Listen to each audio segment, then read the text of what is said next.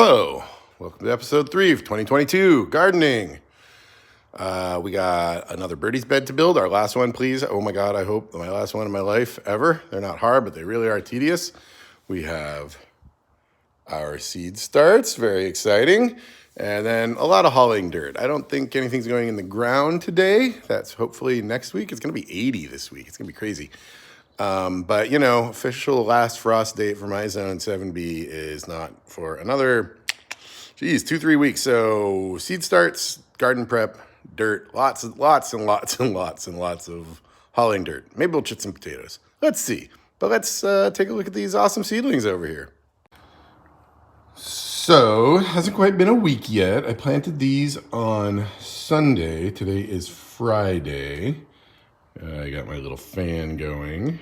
As you'll recall, these two trays are on heat pads, and this one is not. So we're doing a little bit of A/B test. So there's some initial good news. This lettuce here in the unheat pad tray all sprouted. So that is exciting. Hopefully next year I don't even need these heat pads in here. Then we've got some sprouts back here. And we've got some sprouts up here. The tomatoes have not yet sprouted mostly. There is one right there that is sprouted in the heat bed tomatoes. Over here in the non-heat bed tomatoes, we've had no sprouts yet. But you know, only 5 days. I'm excited. It's all very promising. So that is cool. We are going to build a birdies bed now.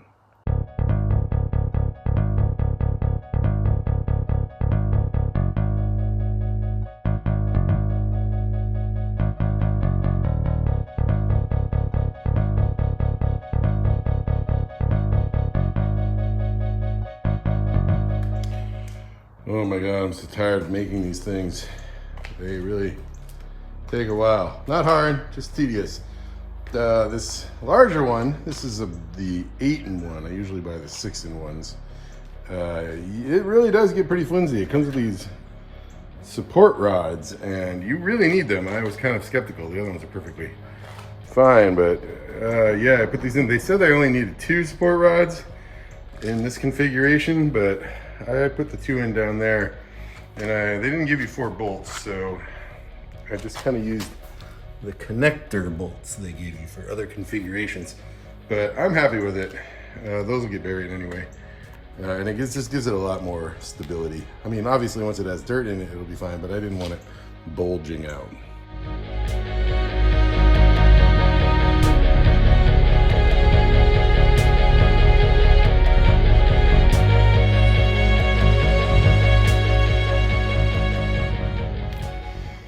All right, so this is pretty sweet. Nothing's level yet, nothing's permanent. But the big debate is whether this one here stays like this to make an L, or I convert it into long and narrow, 24-inch like this one, and continue that way.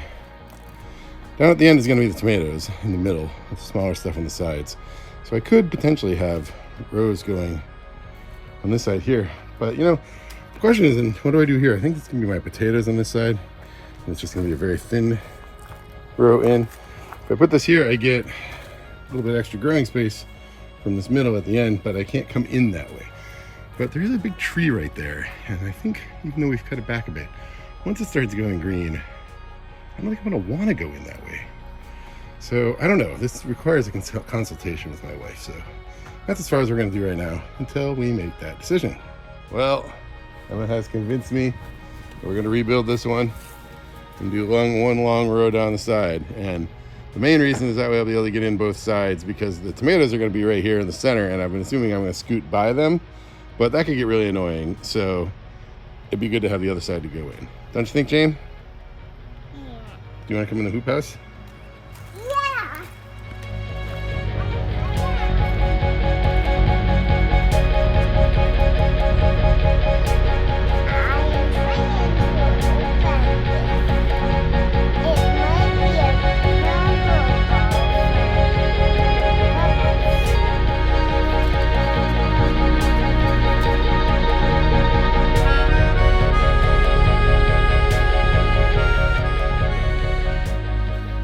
I've never actually disassembled one of these, but we're going to disassemble it and reassemble it into a long, narrow shape. It's going to be really tedious. I really wish I was done assembling Birdie's beds. I've made a terrible error building this one last weekend trying to get ahead of the game, but no point whining about it. Let's just suck it up and get it done today so we never have to do it again.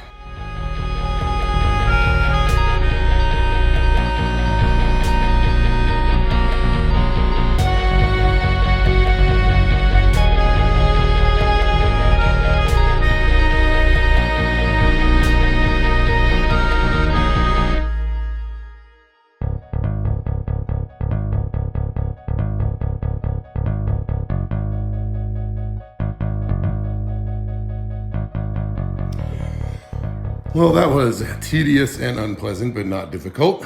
The first half would have been much better served had I had a magnetic drill bit, because the screws kept falling out and I kept having to bend over, and I'm old. Anyway, let's go put it in the hoop house and see how things look.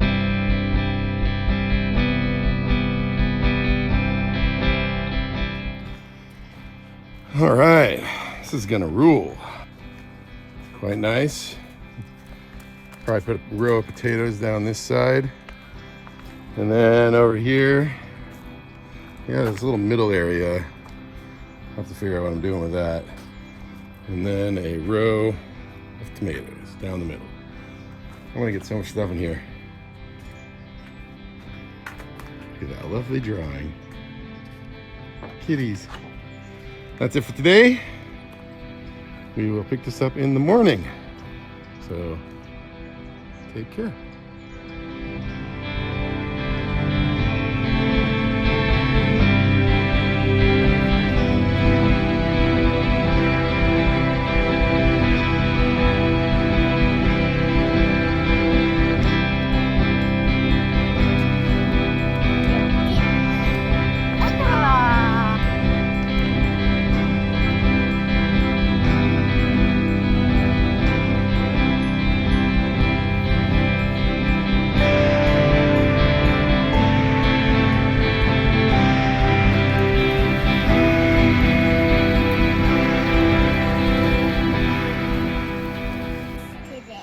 All right, it's the next day.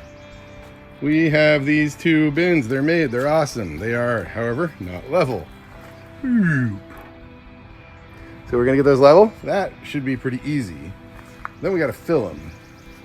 And that has yielded a whole big adventure. We want to go Hugelkultur here and put a bunch of wood and other stuff in the bottom of this so we're not using our expensive garden soil in the bottom. I did this for the other beds, they were great. Coincidentally, over here we have two rotted out stumps that we cut down 2 trees last fall. So yeah, they're gonna fall in the house. They're insanely tall. Look at that rotting center there, and very tall, and the house is just right there, so it was a little dangerous, but they took away most of them, but they left all this stuff here. So this stuff is a problem and many solutions in one. All this little stuff is great. I got to bring my chipper over here. It's electric, not the greatest, but it'll do the job. And I will make mulch for the pathways in the hoop house. After I do the in-ground planting, I'll mulch the rest of it so it doesn't get muddy. The logs, some of them I will haul now over to the birdies beds and put them in the bottom. You know, they're already rotting. Like, look at that one, it's already rotting. So that will be good for Hugelkultur. And then the rest of the wood I should chop, which I super don't want to do. And I probably won't do a lot of it today, but I might do some. So those are the things we need to do before we get to the dirt filling. It's a lot. I only got 2 days left this weekend. Yesterday was Friday. I did a little hooky when I was doing that stuff. I don't know how far I'll get, but it needs to be done. And we are only in early March. It's the 5th. So I still have a month to the last frost date. So it's okay if I don't get to the dirt today. It's a beautiful day to have fun. I picked some flowers, so.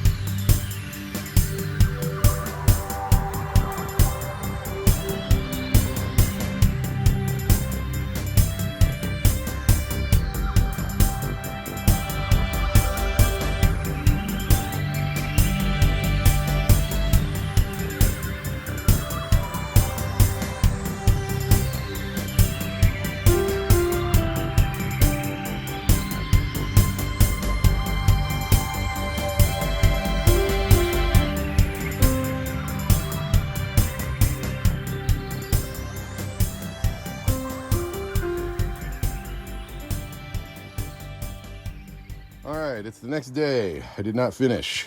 We had some guests over, so I had to stop. But we are close enough to being done. We're going to put these logs in here and in here. And then we have a little bit more wood chips in that. And we'll cover up some more of these. And then we're gonna use the compost to put a layer over the rest. Not the good, probably the top layers of the compost, the leaf mold compost and the other compost and the kitchen scraps, the kind of old, like not fully composted compost. And then we'll get these both about a third full. And I don't know what we're gonna do after that. Maybe we'll do dirt today. I planted a free flower. Did you? Yes. Where? Show me.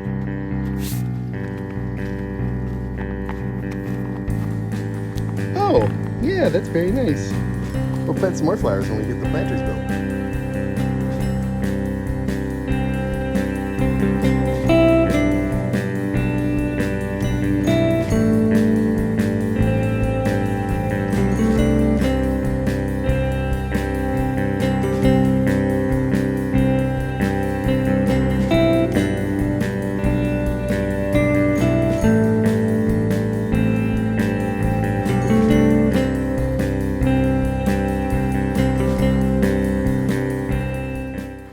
Okay, we are done. We have the beds filled with logs, then mulch, then a mix of leaf mold compost and famous North Carolinian pine needles that compost very well. And I'm feeling good about this. We'll cover the rest of these beds, the remaining 2/3, with really good garden soil with amendments. So this task is done. Yay. Okay, next task. Get some grapes, blueberries, raspberries, rose, and apple. And I need to get them planted. Not sure where anything's gonna go, so they're all going in temporary pots for now. So we gotta build some soil, and take all these over, and put them in pots. Sound like a good idea, Jane? These are blueberries. Yeah. I'm going to plant them. Yep, right now. You ready? And some grapes. Mm-hmm.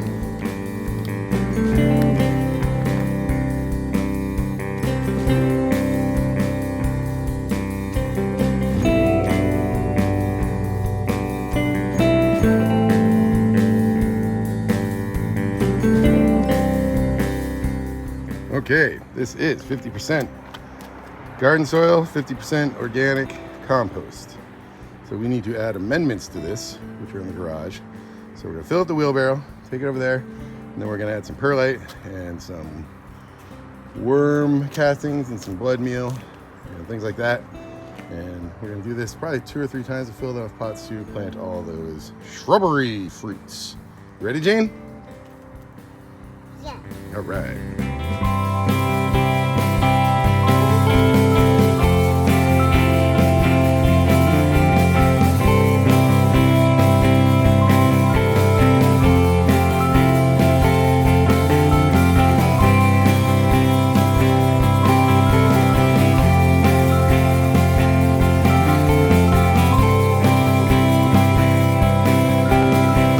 Okay, Jane, hold it by the box. Hold it by the box. Jane has chosen a blueberry to be the first one we plant. So we have 50% garden soil and organic compost. We have blood meal, bought in bulk. We have worm castings. We have perlite for drainage. We have Neptune's Harvest, carbon lobster shell. And because this one's a blueberry, we have soil acidifier. So we're gonna start putting them into the pot. Jane, do you wanna help? Yes. You wanna go get your little shovel? You know where it is? And then we'll start.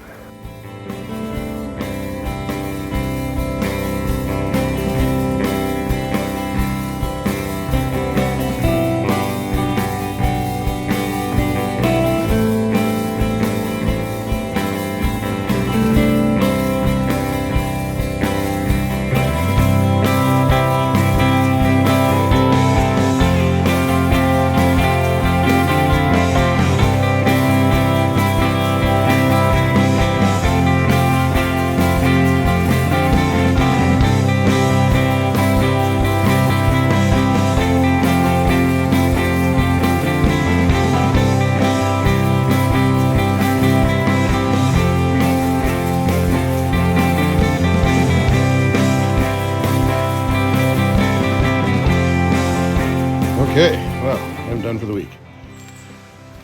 We planted 2 himrod grapes, a blueberry, one raspberry, and my apple tree. These are all temporary.